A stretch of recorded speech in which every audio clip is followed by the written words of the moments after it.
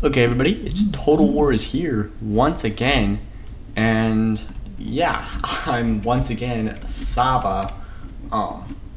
So I'm facing off against Parthia here on another flat plane, and yes, I know how I've already mentioned I hate flat planes, but that's just the way this one's gonna be. So, for Parthia here, we got a ton of the Noble Blood Cav. In this scale, level 1 chevrons here.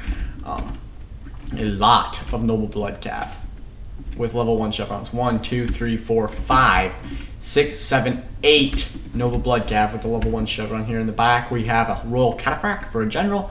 Then the Mercenary Peltasts with a chevron. Elite Persian Archers with the chevron. Mercenary Peltasts, Elite Persian Archers, Mercenary Peltasts. Then up for the front ranks, we're going to have Mercenary Hoplites with, whoa! Level 8 chevron gold right there, level 6 on the one there. The Parthian swords here, no chevron, nothing special. Then the Parthian hoplites, another a cheap hoplite unit. Then for Saba, we're going to have on the left flank here 3 armored camel spearmen backed by a Royal Marib cavalry. Up the front, we're going to have mercenary Mascadian marauders. A lot of those up on the front ranks here. Some noble swords on that flank. Oh yeah, we got a second one right here. I'm like, I thought I had a second one there. I'm like, okay, so then 3 Sabaean camel cataphracts in the back there, as well as 1 on the flank of the right flank here, and 3 more armored camel spearmen. So I'm shifting my mercenary mascot marauders over behind my camels. Kind of like I did right here, just behind my camels, and then I have a support cav unit right behind there. The reason for this is I kind of want my cavalry, since I'm outnumbered with my cavalry, I got to start thinking strategically. And so my thought is, if my cavalry can intercept the charge from the Noble Bloods, then I can move up my infantry and start taking them out. Because if the infantry doesn't get countercharged, it's going to do really good, and it can just take those units apart. So if I can intercept the charge with my cavalry up front, my camels in this case, then charge in my mercenary Mascadian marauders and start taking apart the median cavalry. Then I can hit them with another charge from my reserve cav of the Royal Maribs, or over here in this case, the Sabaean camel cataphracts. So it's an interesting tactic I wanted to try because of the fact that I was disadvantage with my cavalry because I didn't have the superior numbers in cav. So, okay, so up front here we're gonna have the mercenary hoplites go into kind of like a U crescent formation here with the Persian hoplites in reserve, and now a Parthian swordsman moving up. Just gonna start walking towards my ranks by itself. Now the Noble Blood Cav tried to kind of get around me, failed when I moved this detachment on my left flank over. So I'm just gonna leave that flank stationary apparently. And because he's kind of staying aggressive on his right flank, so I'm gonna stay aggressive on my right as well, so that his left can overwhelm, or so that my left can hold his right, and then my right can countercharge his left. If any of that makes sense. And then I can kind of get it in circle over to my left. I don't know. Because he had superior cav numbers, I was kind of fretting, so I didn't really know what to do. Now he's going to bunch his cavalry completely on the left flank, which will allow me to go a lot more aggressive here on my left. This Parthian sword still advancing. Now we got a noble sword moving up. And I don't know. I'm going to say the noble swords would probably get the better of this. I mean, like 40, 45, 36, 34, 34, 0, 0, 19, 22. Yeah, I'm just going to say the noble swords got the better statistics here, and so I'm going to say the noble swords get the better of this fight if they go into a one-on-one engagement. You can see my left detachment on my left moving up here to a more aggressive stance against his flank that is unguarded, really, and his archers just kind of open to attack from that flank there. Also now, so the Parthian sword is going to go into shield wall here, and a good one-on-one matchup could come out of this, as the noble swords are still kind of moving up. So here they come, and this could be an interesting one-on-one here. Right now is when I need the dramatic music in the background. You know, da da da da da. Okay, so they're gonna stop. Okay, they're gonna charge. The Parthian sword's gonna get off a good javelin volley. Shield wall for the noble swords, because the noble swords don't have javelins. I don't believe they have javelins. At least Nabataea's don't. I've never studied Saba's, but I know Nabataea's noble swords don't have javelins, so I assume Saba's don't. And so because of that, they're going to have to intercept that javelin volley, and that's just going to be painful there. Wow. It's just a nice little one-on-one, and wow. There they go.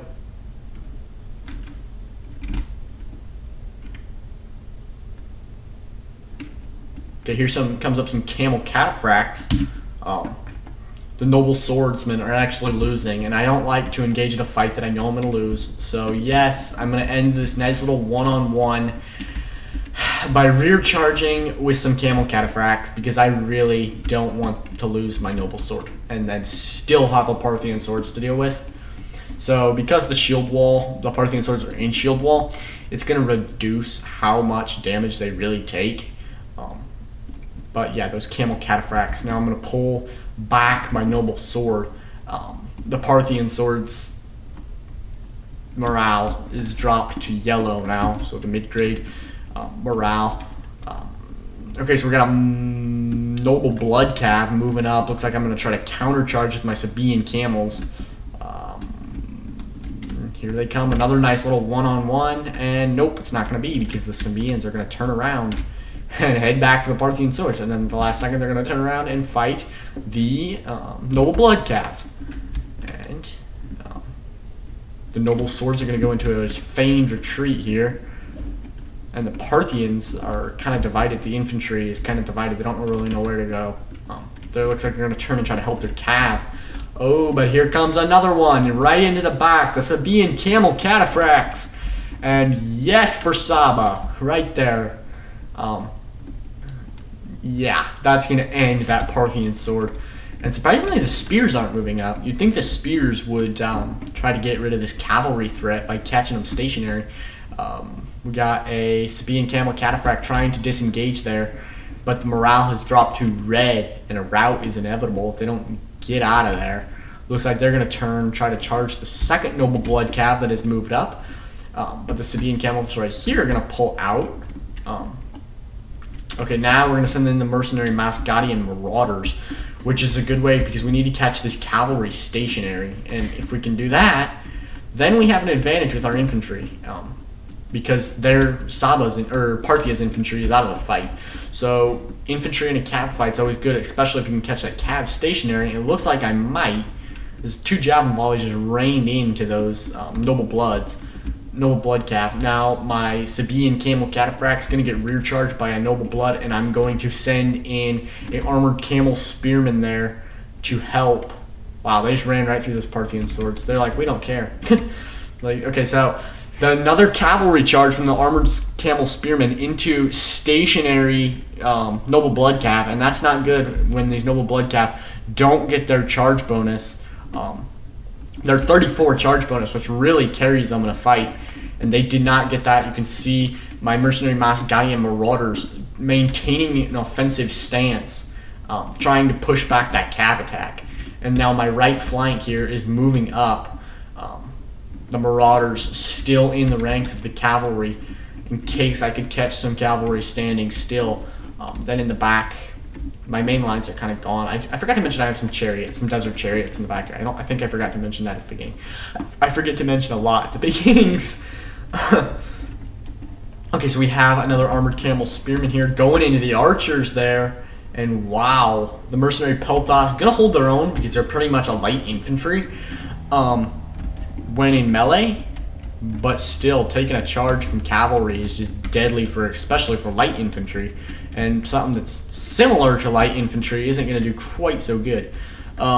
Looks like these armored camel spearmen are going to engage the royal cataphracts to keep them from turning and helping their archers. 166 on those armored camels, and they are just racking up the kills here. My left flank, 2 mercenary Masgadian marauders and my Royal Mirib cavalry are going to continue to push this aggressive stance that I'm trying to hold. We got another Sabaean camel cataphract going into those archers, because if we can get rid of the archers and have, well, I got no missiles, so it wouldn't really give me a skirmish advantage, but it's definitely nice because the medium melee infantry isn't going to like too much cav or too much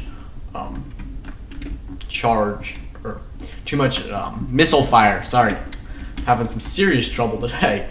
Okay, the armored camel spearmen going to catch those noble bloods standing still, and once again, they've lost that charge bonus. The infantry moving up to help as the camels are going to just start the destruction of the noble bloods. Here we got some royal cataphracts going to try to catch the royal miribs, and they're going to. The mirib are not going to get their charge bonus, which is a 42 charge bonus, which is really disappointing. Like, totally live or die. Cavalry units live or die on their charge bonus, but we are going to get some javelin fire from the mercenary Masgadian marauders, who are now going to charge into hand-to-hand. And despite all this havoc on the cavalry, Parthian cavalry on the left, and the general under attack, the infantry is going to stay in place. The mercenary Masgadian marauders, I'm kind of trying to avoid contact with this experienced infantry. I mean, you see the chevrons on these make them quite dangerous. So I want to avoid engagement with these units as much as possible. And then once I have the cavalry advantage and can encircle them, because if I don't encircle them with the cavalry, I risk that my infantry loses, and then they have a bunch of infantry. I lose all my infantry. They have a bunch of infantry just random that can start taking away my cav, and I don't want that. So I need to avoid engagement with those guys. The Royal Miribs broke off from the cataphracts here and let the infantry handle that, as now the Royal Cataphracts from Parthia are going to rout, and that is the general, and that is really going to, that's not going to be good if we can get rid of that, if I can get rid of that unit, and I did. However, the general did not die, and that is a problem, because you really need to get rid of that. Oh, yeah, there it is. Steady. General recently died. So yeah, they did lose the general. The noble sword's going to move up. That's my most elite unit. Unfortunately, they don't have javelins. Otherwise, I would be peppering them right now. I believe the mercenary Masgadian marauders have already used their javelins. Okay, right here, you can see he's trying to push an engagement with his infantry. He knows that his infantry can win, and that if his infantry wins, it'll be free to kill my cav, who have now decimated the back ranks of Parthia, and I am pulling back. You can see I really don't want that engagement. And he's going to try to pull back and reform. However, I do have some cataphracts in the back behind him, as well as some more infantry that I could encircle him with. So I probably could just be done. Just charge in. But I want to kind of avoid that because I want to take the least amount of casualties possible. I don't know why. I mean, a victory is a victory, but I want a solid victory. And you can see now the chariots are moving up, and they are going to charge into these hoplites. Probably a bad move, because the chariots are technically a cav unit, and they're charging into the backs or into spear units, which, I mean, is never good. Everybody knows never charge your cav into a spear unit, but look at this. Here we go.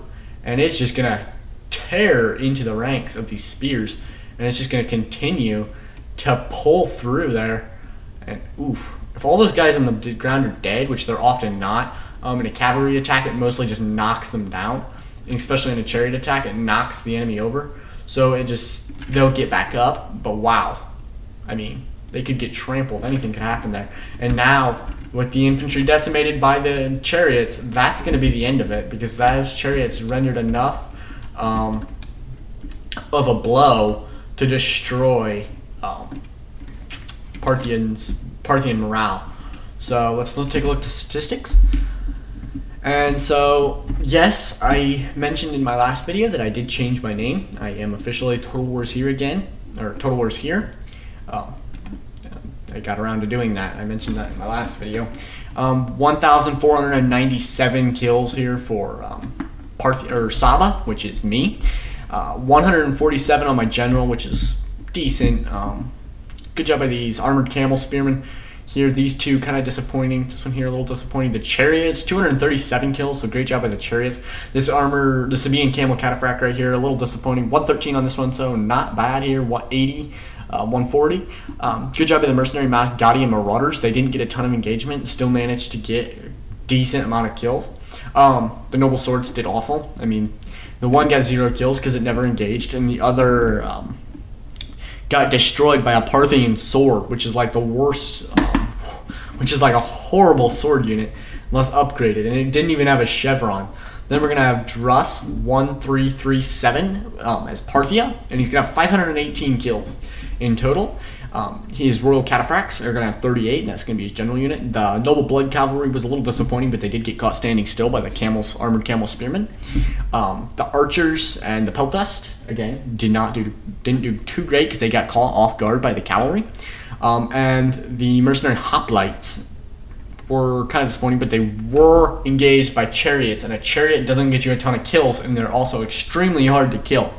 So, to fight a chariot, I mean, if 5 kills is probably 5 chariots. I don't know if it's 5 chariots. I'm trying to think. 5 kills, it wouldn't be 5 chariots, because I think, yeah, there's only 1 person per chariot, so yeah, something like that. 58 on the Parthian swords. They were fighting the noble swords, so good job by the Parthian swords there. And then the Persian hoplites got 0 kills. But thank you for watching. Please like, subscribe, hit the notification bell.